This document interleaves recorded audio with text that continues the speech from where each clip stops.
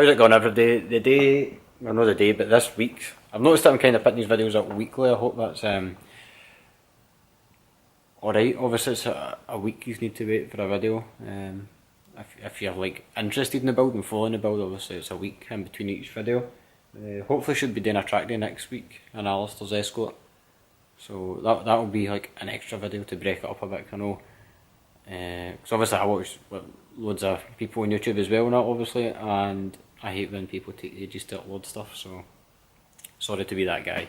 But anyway, the day, or this week, I'm hoping today, I need to fix the steer, and I'll quickly show you that in a minute, so I'm just doing that now, and then tomorrow, I'm hopefully going to run up and get the gearbox, and I'll show you that and explain that, and what we're doing, and get the engine and gearbox fitted. And obviously if you watched the last video you know the back end on, so once the engine and gearbox is fitted, suspension I'll just go straight on that, or I'll go in the Warner, and so there's stuff sitting as a phone charger and a gear selector for a Jag sitting on top of it, but that's fine. So all that will just go in the Warner, and that will obviously, it can technically be back on its feet then, just needing the panels done and wired up. The only other thing I've done since the last video is just done all my brake pipes in here. I just made all my brake pipes. As you can see, they're braided pipes, and I've put them inside this heat protective wrap just to try and stop it, the boiling fluid or anything like that. And then that's just obviously going in for the rear, and that's feeding that side. And then that one for the front is coming down and feeding this side. So I think that's turned out quite neat. I'm quite happy with that. Obviously that will just be getting pinned onto the bulkhead like that, so it sits nice. But I'm happy with that. I'm a lot happier than how it used to look with the servo and all that. But the only thing the only thing I'm getting to is with the adjustable pedal box. I've got a proper hand lamp this time. As you can see, when you put the steering in, I don't know if you can see. You can see it hits on. Sorry about this. This is terrible camera work. But the steering's hitting that bit of the balance bar adjuster. So what I'm going to do is, obviously you've got your mounts in there and the two here. So I'm just going to I'll just clip a bit this and show you.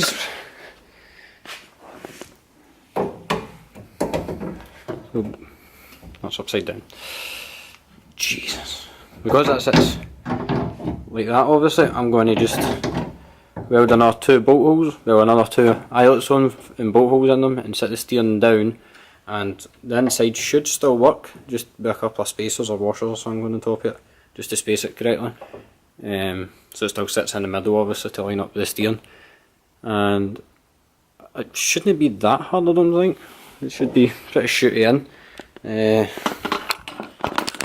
only thing with doing that is obviously my steering's going to sit lower, but it means my seat normally sits quite high in the car. I'm on like the second top bolt hole setting for the seat, like the seat rail. So I'll hopefully be able to move my seat down a bit as well, and that will lower the centre of gravity in the car, if you're into that kind of thing. So it's like a win-win situation.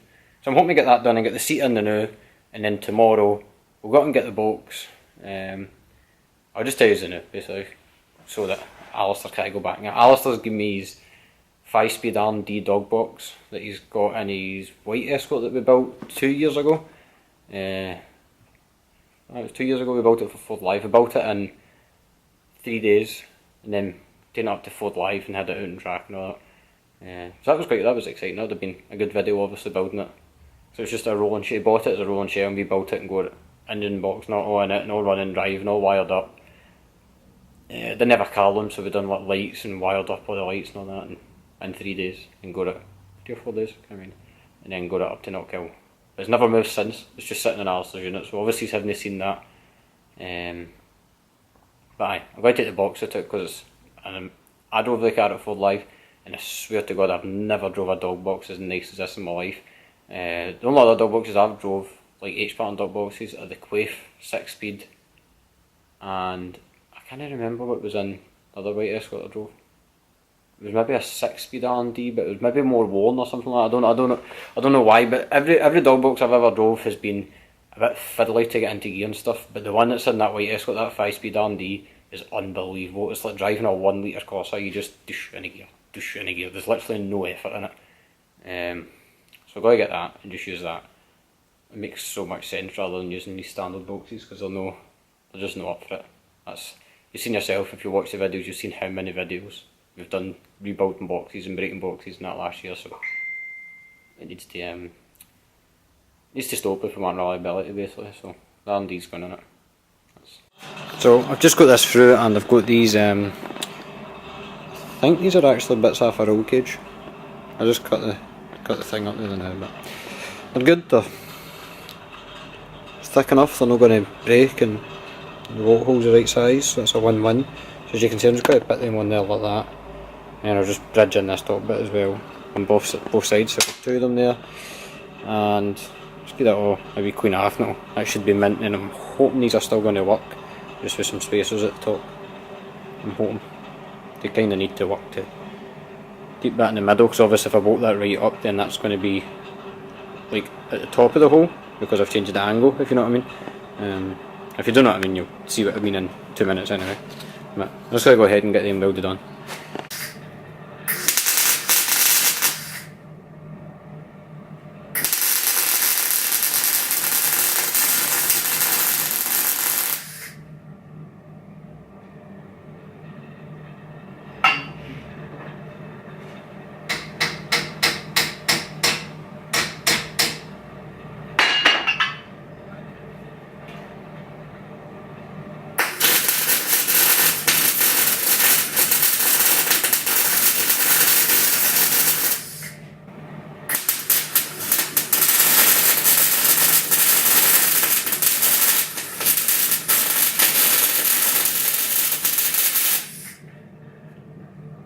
So that's bolt holes moved up, and I've welded in another plate as well, just to, not focus very good.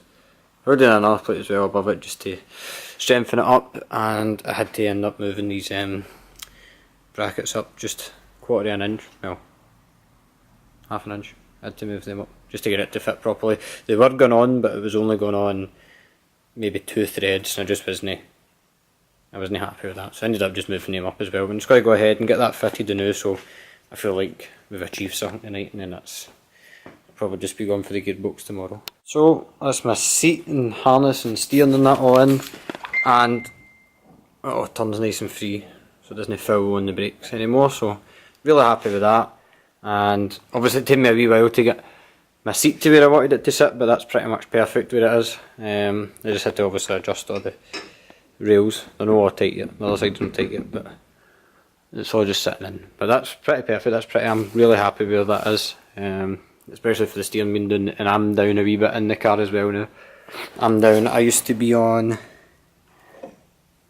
that hole in the front, and the second hole up on the back as well, so obviously I've dropped a wee inch there as well, which obviously it all helps at the end of the day. I'm happy with that. I think it's definitely getting there. So definitely getting there. So I might have slightly bad news. It might be the next video before I get a minute to do the gearbox. I've just been busy again the last couple of days, and I've got stuff done. I'll show you what I've got done. I've got wee bits done here and there when I've had a wee bit of spare time and stuff, but I have been busy again, so I've not had a chance to go out and get a gearbox yet. But definitely, 100%, next video we'll have the gearbox in, and I'm also going to start wiring it soon as well. And hopefully getting some of the panels painted as well. See, they're all sitting ready to be painted. So definitely getting some of it, but I'll quickly show you what I've done anyway. So left off obviously I was doing the steering, so that's the steering's obviously all done. Dash is in, my seat's back in, all where it's comfy, pedals are in, and I've just started, put my dash in, I've started mocking up where everything's going to be. I'm moving everything about. It was a bit of a riot before I'm behind the dash. So obviously that's all done inside. The scuttle's on, the wipers are on. I had to modify the wipers so it would fit, obviously, because it would usually mount in here, so I had to move them out. And I think that was about it. So that's all on. Fire extinguisher pipes back in. Aye, most of the engine bay's nearly there. It's just as soon as I get the gearbox on, engine will get put in, radiator and intercooler and oil cooler and that will all go in. And that's that basically there. There's really not much to these cars. I need to change one of my pull cords, one of them seized, but luckily the bit for the pedal box adjuster, the bit of dash that came on had pull cord on it, so I'll not need to buy one, I've got one there.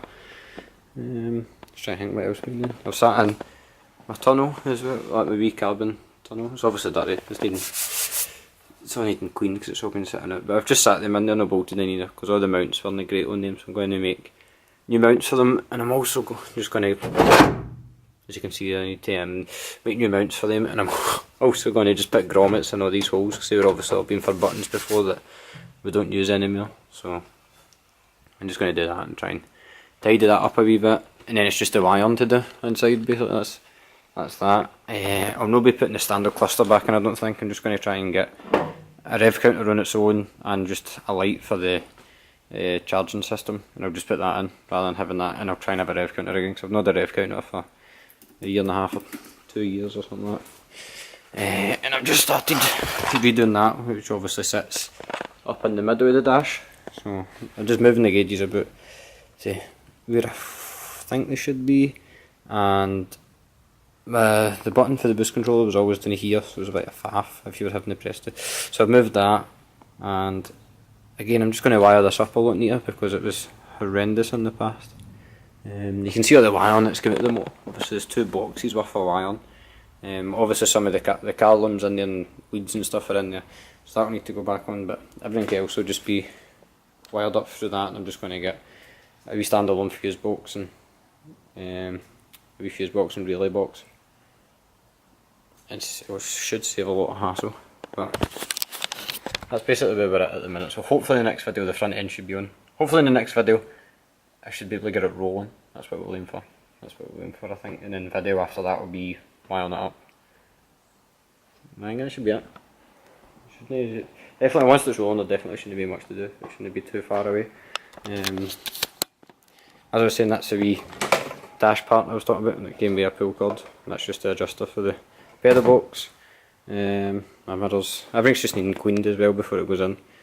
But definitely getting there, so I hope you've enjoyed this video as well, and hope you've enjoyed it anyway. But definitely getting there. Sorry if I've not got a gearbox in, but definitely next video. Right. Thanks for watching, but